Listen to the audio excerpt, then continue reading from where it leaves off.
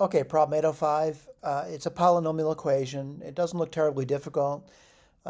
You're given x cubed plus x squared plus x equals minus 1/3. So paper and pencil work, basically at the whiteboard, then we type it up, make it look neat. The first thing I noticed about this thing over here, it certainly, if I multiply both sides by 3 and add 1 to both sides, it gets something that looks sort of familiar except for this 3x cubed part here. So what I did was I made it look more familiar by borrowing 2 from it and rewriting it. All right, and when I did that, I started to realize what remained there, which is simply x plus 1 cubed. And that's really, to me, is the sum of perfect cubes. And kind of writing that down. I know it's difficult, but you do that, and you get a solution to the problem. And the solution we got to the problem, we got certainly the linear factor was pretty easy to do. The quadratic factor, I used quadratic formula to figure that one out.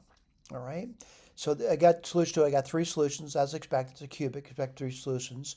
2 are complex, and 1 being a real number. What I want to do is go to Sage though and check it. All right. I always say it's easy to make a mistake. Let me clear the screen and reset. X is a variable, and then solve. And let's see what we're solving over here. Let's see, x cubed. All right, I'm seeing it now. And let's go back over what I'm solving over here. So go back to the original problem. I'm typing this in, which is x cubed plus x squared plus x equals minus 1/3 for x. Now I get this over here, and certainly Sage does it pretty quickly. There's no doubt about that. I'm not really looking at that because I'm looking at my paper and pencil work. And what I want to do is talk about the next step. And the next step is just doing this f of x business over here. And f of x is equal to, whoops, let's see, x cubed plus x squared plus x. Now someone says, what's that? That's the left-hand side of the equation. It's just right over here. All right? So what I'm going to do now is I got solution to the problems, and I'm going to just copy paste. I'm going to do x1, and I want to tell you what x1 is. Let's go back over the notes.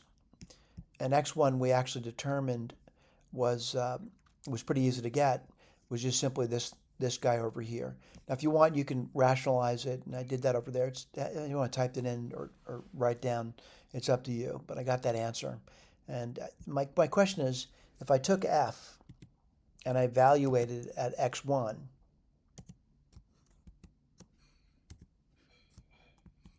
now granted, a lot of times you're confused by what you're given. What I'm going to do is I'm going to try something different. I'm going to try Boolean. I'm going to try, f of x1. Whoops. And the Boolean is basically saying, if I evaluate the function at x1, does it actually give me minus 1/3? And it's true. All right, let me go back to the other 2 solutions that we found, and we found these solutions over here. Again, typing these things is not easy, but I've already done it. So let me, I'll do x2. I'm just copying. I'm also going to do x3 for you.